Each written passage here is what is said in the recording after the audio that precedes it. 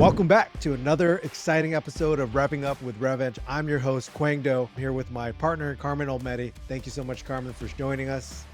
Hello. Yeah, excited to be here. Excited to be here with Penry again. We are back with Penry Price, who's shared so much wisdom already. If you haven't checked out our last episode, please do so. Such good insight, whether you're a leader of leaders or just thinking about entering the world of sales, media, or any job. So don't miss out on that episode. Penry, welcome back. Would love to dive a little bit deeper into how you've navigated growth. As a leader of organizations that are been in the billions of dollars in revenue, I'm curious, how does one balance innovation in a multi-billion-dollar media business? Media, in my mind, is the most complex of all industries. There's nothing standing in the way of competitors coming in. While there's regulation, it is constantly evolving, and at its core, it's marketing, it's creative, it's advertising, it's all these things, right? Connecting brands with people. How do you balance, again, do what we've done successfully with come up with new ideas, new strategies, and push those forward? How do you do that?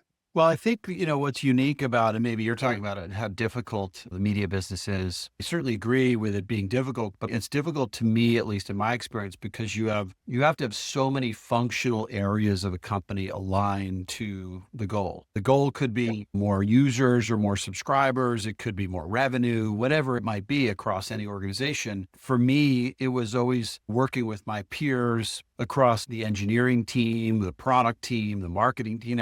How do you make sure all four of us who are leading these areas align on what really is the true north? Is it revenue growth? Is it certain products? Is it going to be, sort of the brand, the association of the brand sort of lift that people get by working with us? What are we really shooting for? So I think that is critical, is getting alignment with the leadership team, especially when you're working cross-functionally. And then you turn around to say, okay, now we've got that. How do we make sure our resources are pointed in the direction that is going to allow that to be the outcome? Most of the discussion and difficulty is navigating that piece. It's not that hard to get aligned on the mission or the vision or the goal, whatever you're doing.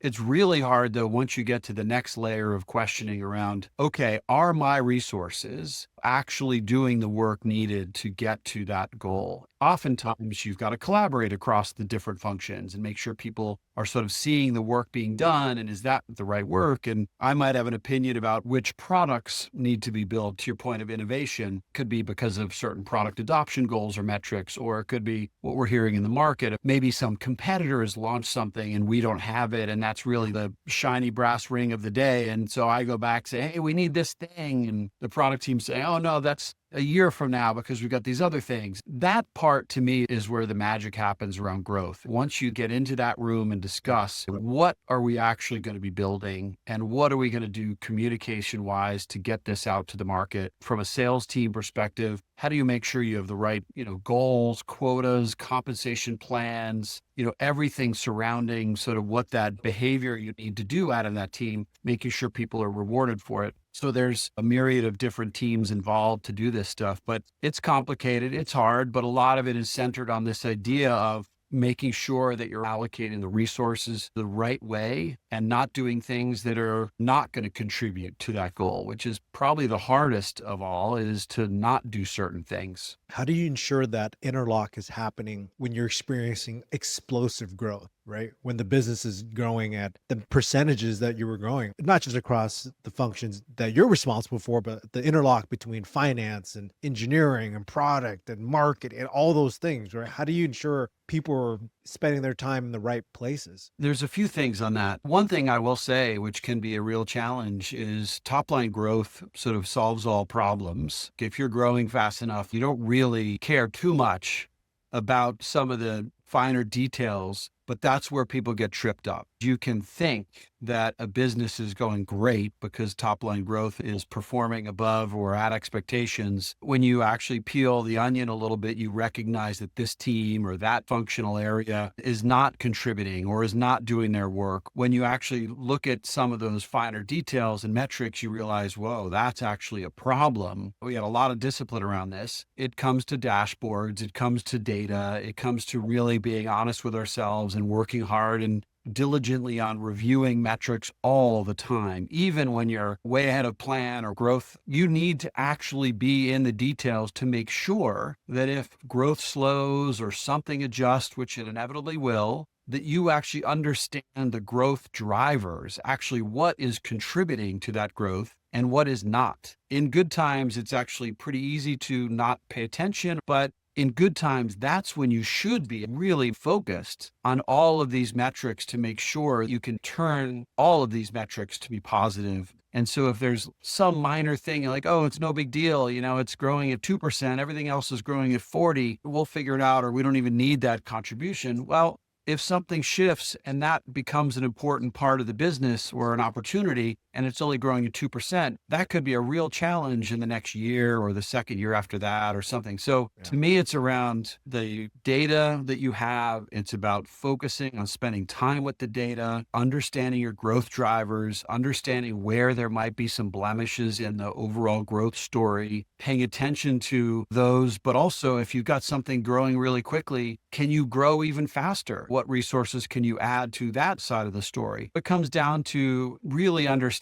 the growth drivers, understanding what's happening on a daily, hourly, weekly basis, whatever the right time frame is. But it is around managing performance. And this is where the operations team is incredibly involved here. It's finance is incredibly involved here. And any of the leadership teams digging into what is actually happening and what are the drivers of growth here. I agree with you 100%. And I think the discipline to inspect the business when it's going good is very hard. It's easy to inspect it when things are bad because you probably don't have much else to do, right? You're trying to fix it. But when things are good, That's right. how do you sift through the noise and know what are the metrics that matter? The most important question. That is the most important thing a leader has to understand. And so that's where, when you're together with again, if you have an organization, if you're a general manager of something, it's your call to figure out and understand through the inputs of your various functions, what are the 2 or 3 most important metrics we're going to track from each of these functions.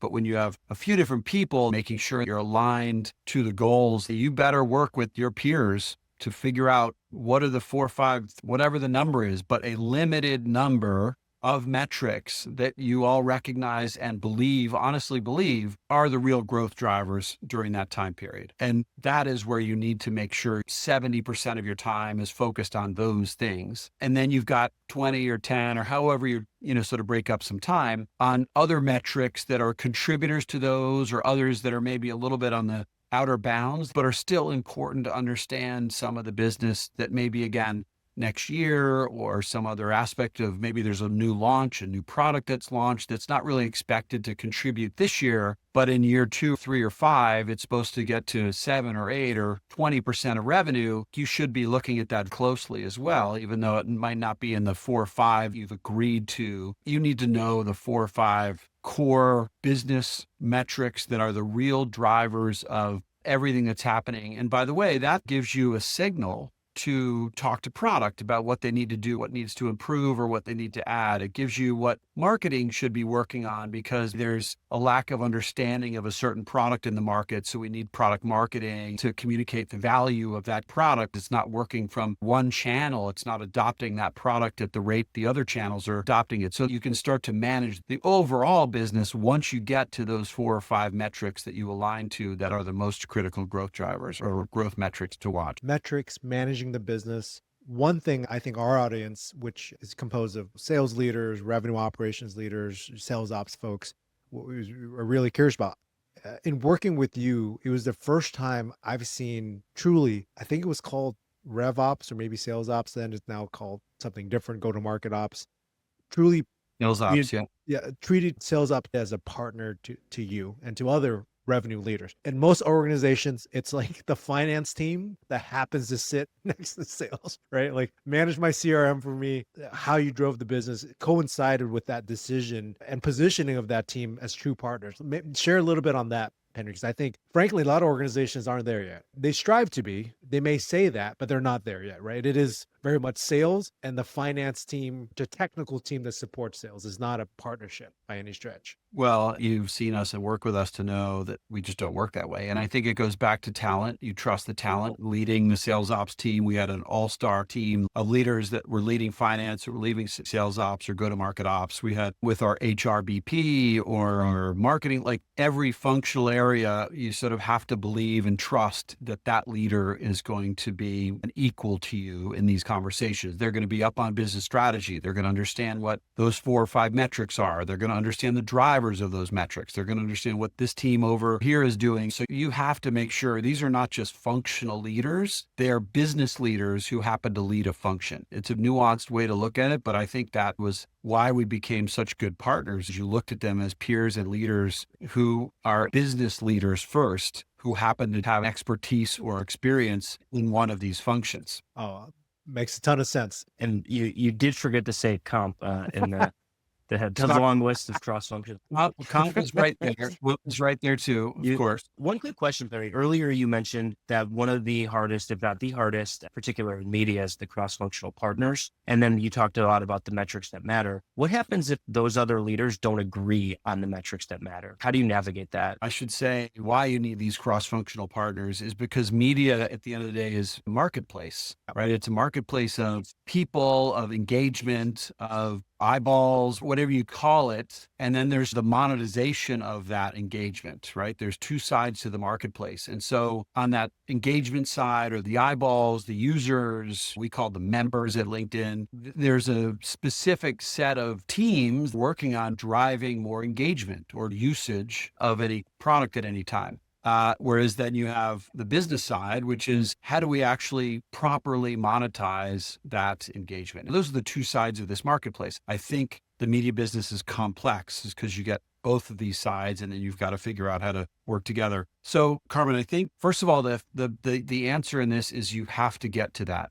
You have to get to agreed. So even if it's hard, even if you don't agree, and there's plenty of times where we struggled to figure out those core metrics initially, you have to fight for what you believe in. Just what we were saying before, you've got to have passion, you've got to be accountable, you've got to fight for what you think is best. And then you as a sort of leadership team come together and argue and debate and discuss. And you recognize you can't do everything. So what are the most important, again, metrics? So yeah, well, oftentimes we started not agreeing, but you have to, part of you being a leader of a team and being in this collaborative structure where you have to work with these, few other partners, part of the job is to get to the answer. Sometimes we would escalate. If you came to a place where there was no way to break the tie or break the logjam, we would escalate it to one of our leaders at the executive level to say, hey, we're stuck. Here's one side of the story. Here's the other side of the story. Can you help us actually look at it from a different perspective? And maybe we'll find a way to come to agreement. So it's not believing you have all the answers. It's getting contributors or others to help you. There's a lot of ways to get through it. But the critical thing is you have to get through it. You have to put like a timeline. You can't just let it waffle around for weeks and months. You got to say, we had a 5-day alignment. So if we can't get to a tie break in 5 days, we are escalating this to somebody to help us move on. Last question for you, Penry. Thinking about the industry at large, companies of all different levels of maturity, what advice would you have for them? Every day seems to be increasingly complex. We read something the other day where they're talking about Instagram becoming the next search engine. What advice do you have for folks, founders, startup folks, maybe leaders in more early stage companies as they navigate the sea of uncertainty that we're facing? Change can be a superpower, and the ability to navigate change, we tried to think of for our last bunch of years is like, can we embrace change better than any other organization, which would allow us to have a level up or a head start on things? And so embracing change, embracing uncertainty. Sometimes it's really hard for people to work with ambiguity and sort of the unknown. If you can think about that as part of your career, build it as a strength of yours that you can navigate through change and the unknown without a fear, or it doesn't paralyze you and you don't sort of sit back like, oh my gosh, I'm not sure what to do. This is too scary, all this change. If you can turn that to say, I'm motivated by change, I'm going to lean into it. I'm going to try to learn. I'm going to try to get towards and with people that are also like leaning into this change, that's going to serve you really well. My take is we are going to be in a constant state of change over the next generation, just as we have the last 20 years. It's why a lot of companies start during these kinds of times. So a lot of early stage and founders today are starting companies just for that very reason, that there's a lot of uncertainty. There's a lot of change happening. Typically, you see great companies born in these times of uncertainty. And so certainly what's happening in early stage, founders are thinking that way and they're starting. There's some that are existing small startups or early stage companies that are now in this middle of a change saying like, oh my gosh, what we thought was happening is different. Hopefully you have the courage to make the right pivots, admit when things are changing faster than you can change, make those adjustments or make those pivots. Or if you believe, again, have conviction and passion that you know you're right, you're going to navigate through the storm, like keep the team motivated, communicate properly, make sure everyone believes what you believe, and navigate through some of this change. And then if you're at a bigger place, that is navigating change and going through some of these things that we're seeing, there's layoffs happening, there's lots of things going on in larger companies. If you can find a way to make change positive for you and embrace it in a way, and that goes to what you're learning, where you're spending your time, the relationships you're building, the functional areas you're starting to get to know about more, change can be a very powerful part of your career. Embracing it, not being afraid of it, and finding people that can pull you with them through that change, game changer. Wow. Such great advice. Again, from the bottom of my heart, thank you so much, Penry, for the time, the insights. It's going to take me maybe a day or two to process all this, but it's been really great having you. And again, for anyone who's listening, don't forget to check out our first episode with Penry. Thank you, Carmen, for joining. And don't forget to like, subscribe, and share. We'll see you next time on Revving Up with Revving.